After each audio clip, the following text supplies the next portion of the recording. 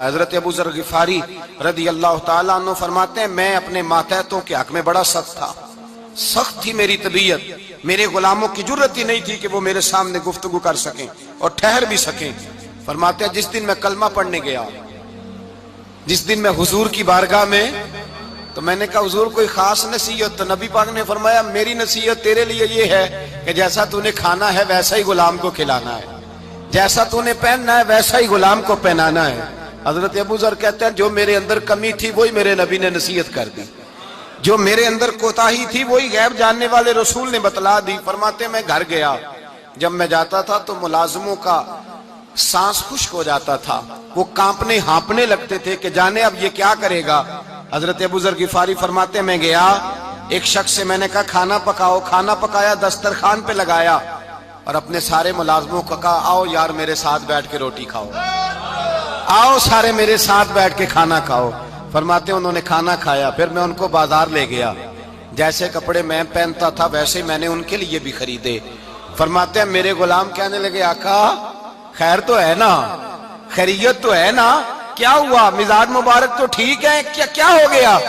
اور یہ جو ہم فضا کو اتنا خوبصورت دیکھ رہے ہیں اور یہ جو ہم اتنی پیاری ریم جھیم برستی دیکھ رہے ہیں، یہ جاری رہے گی یا ایک دن کی ہے؟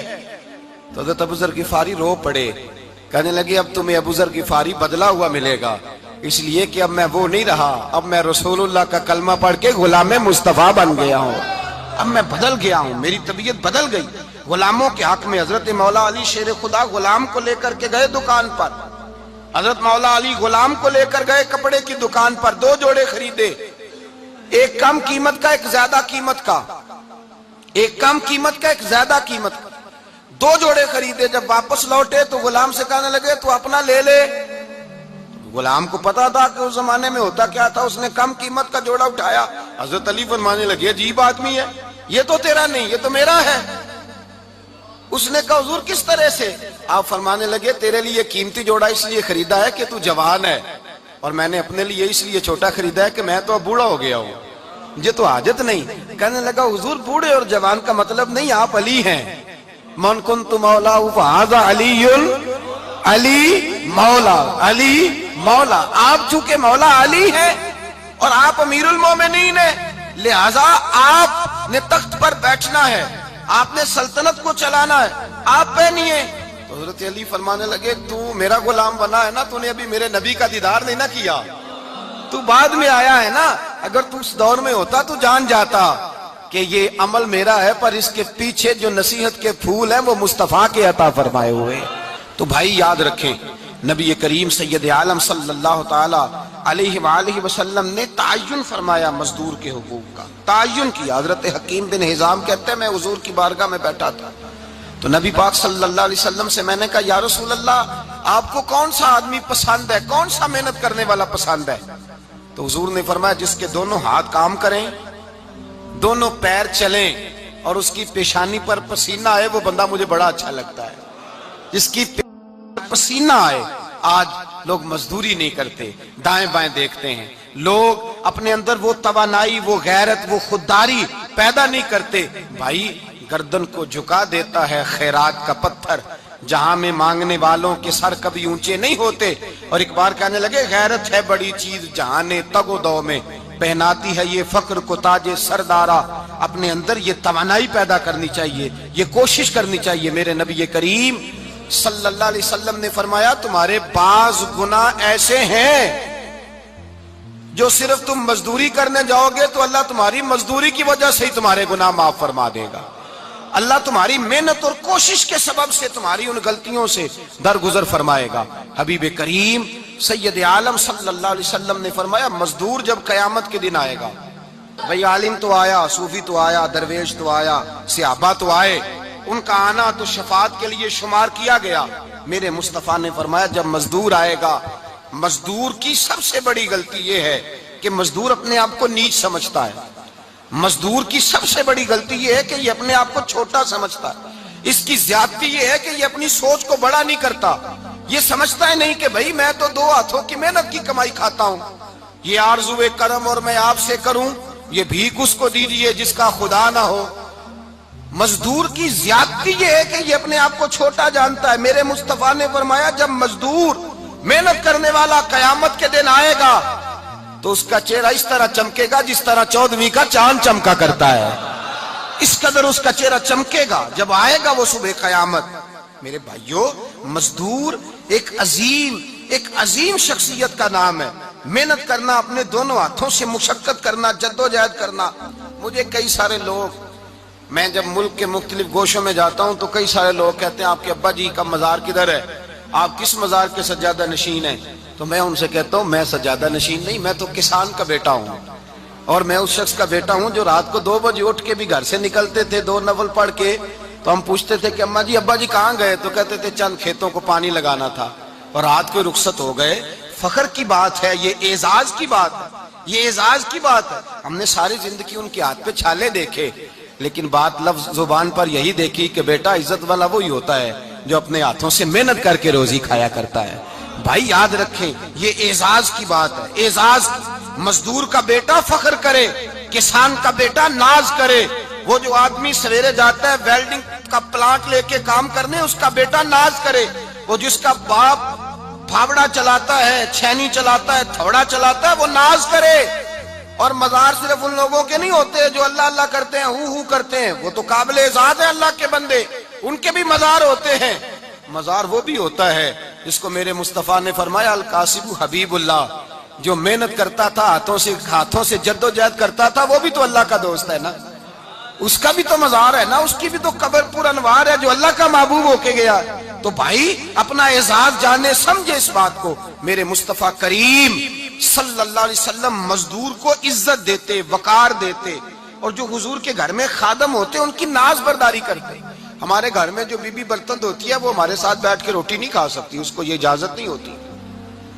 ہمارا جو مزدور ہوتا ہے نا، ایک صاحب کہنے لگے یہ بچہ میرے پاس کام کرتا ہے، اس کے ابا جی بھی کرتے تھے. تو میں نے کہا اس کا مطلب یہ ہے کہ تم نے آگے نہیں بڑھنے دیا. تم نے کہا مزدور ہی رہنا ساری زندگی، یہی رہنا میرے پاس، آگے نہ بڑھنا. میرے مصطفیٰ کریم سید عالم صلی اللہ علیہ وسلم کے پاس جو لوگ کام کرتے تھے، محنت کرتے تھے، مشقت کرتے تھے. ہمارا ملازم ڈرتا ہے، کامتا ہے، وہ بات کرتا ہے تو صاحب جی کہتے کہتے زبان تھکتی ہے. 100 دفعہ موڈ کو دیکھتا ہے، گالیاں کھاتا ہے بیچارہ. اس کی عزت نفس کو اچھالا جاتا ہے، اس کو رسوا کیا جاتا ہے. اور وہ بیچارہ رات کو رضائی میں منہ دے کے روتا ہے کہ یار میرے نصیب صرف اس لیے کمزور ہیں کہ میں غریب کے گھر میں پیدا ہوا ہوں. ہم احساس نہیں کرتے. اور مزدور کو کبھی موقع مل جائے جان چھوٹنے کا تو بھاگ جاتا ہے. ہمارا کردار اور اخلاق ایسا نہیں ہوتا. حضرت زید بن حارثہ رسول اللہ کے غلام تھے، نبی پاک کے گھر میں جھاڑو دیتے تھے، برتن مانجتے تھے. یہ بچپن میں اپنے قبیلے سے گم ہو گئے تھے، کسی نے اغوا کر کے لا کر کے بیچ دیا، گم ہو گئے تھے. حضور کی بارگاہ عالی مرتبت میں لائے گئے. حضرت زید بن حارثہ سارا دن کام کاج کرتے. کوئی آدمی آیا ان کے علاقے کا، مکہ مکرمہ، ان کو پہچان کر واپس گیا ان کے قبیلے میں اور جا کے بتلایا کہ تمہارا بیٹا تو محمد ابن عبداللہ صلی اللہ علیہ وسلم کے پاس. اس وقت حضور نے بھی اعلان نبوت نہیں فرمایا تھا. ان کے والد حارثہ چچا لینے آئے اور نبی پاک کے پاس آئے تو 2 تھیلیاں اشرفیوں کی بھر کے لائے. کہنے لگے حضور یہ پیسے لے لیں، 2 تھیلیوں میں پیسے ڈالیں، دینار ہے، درہم ہے، حضور لے لیں، ہمارا بیٹا دے دیں. نبی پاک صلی اللہ علیہ وسلم نے فرمایا تمہیں غلطی لگ گئی ہے، پیسے پیچھے ہٹاؤ، میں زید کو بلاتا ہوں. میں زید کو، ادھر دیکھیے گا، میں زید کو، میں اسے بلاتا ہوں. اگر وہ جانا چاہے تمہارے ساتھ تو مجھے اعتراض نہیں، لے جانا. چچا اور باپ کہنے لگے آپ عجیب بات کرتے ہیں، وہ غلامی چھوڑ کے نہیں جائے گا.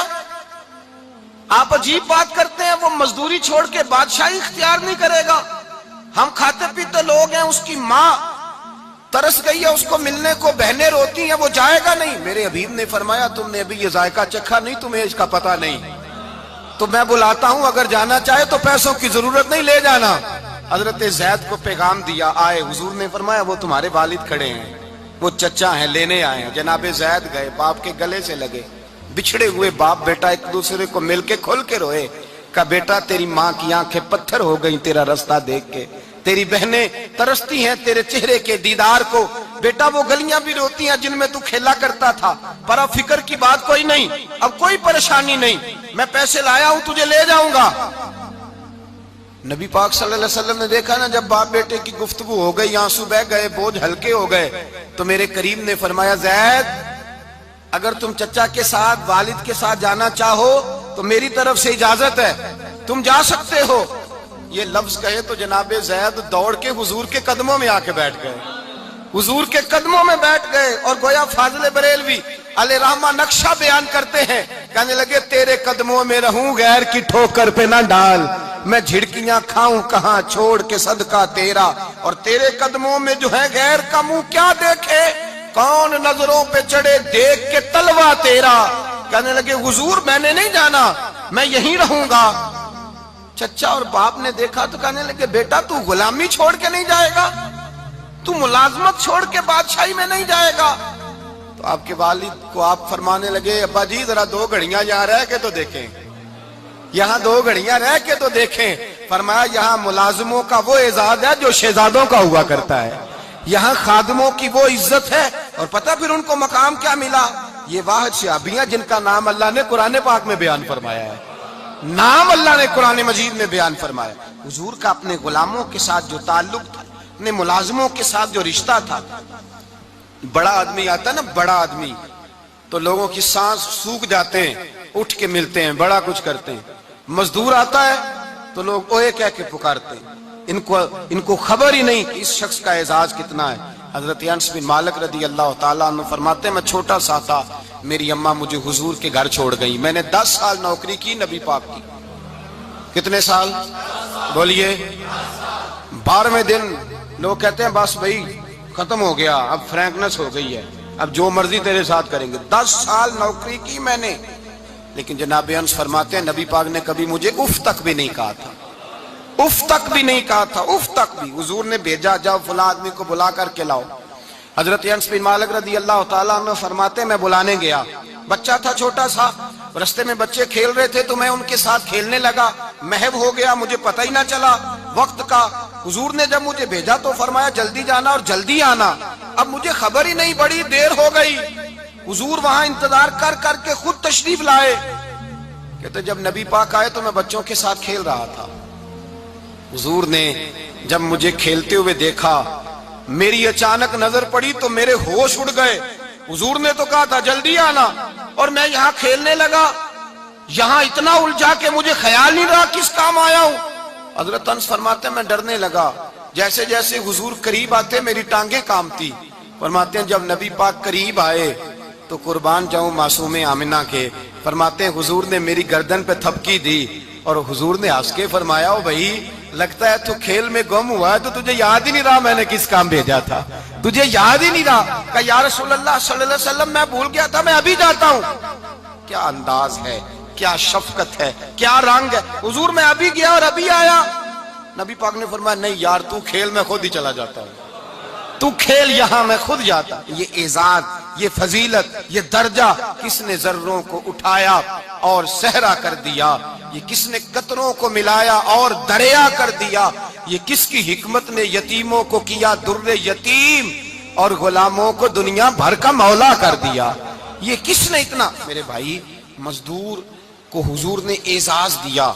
नबी पाक अपने हाथ से काम करने वाले के साथ उसने सुलूक करते, मोहब्बत करते, प्यार करते। एक बूढ़ी अम्मा थी जो मस्जिद में झाड़ू देने की मजदूरी करती थी। क्या काम करती थी? दुआ करें अल्लाह हम सबको मस्जिद की सफाई की तौफीक अता फरमाए। बूढ़ी अम्मा थी, मस्जिद की सफाई करती थी, नौकरी करती थी, बीमार हो गई। बुखारी शरीफ में मौजूद है, अल्लाह के महबूब सल्लल्लाहु अलैहि वसल्लम रोज तीमारदारी करने जाते। एक वक्त ऐसा आया कि दिन में 2 मरतबा हुजूर तीमारदारी करने जाते। एक शाम नबी पाक ने फरमाया इसका इंतकाल हो जाए तो मुझे इत्तला करना। सहाबा कहते हैं रात के वक्त उनका इंतकाल हुआ, ठंड का मौसम था, हमने हुजूर को तकलीफ देना मुनासिब न समझा, हमने दफन कर दिया। सवेरे अल्लाह के हबीब ने पूछा तुमने मुझे इत्तला क्यों नहीं दी? हुजूर सर्दी बड़ी थी। कौन जाता है मजदूरों के जनाजों में, कौन जाता है मजदूरों के जनाजे में?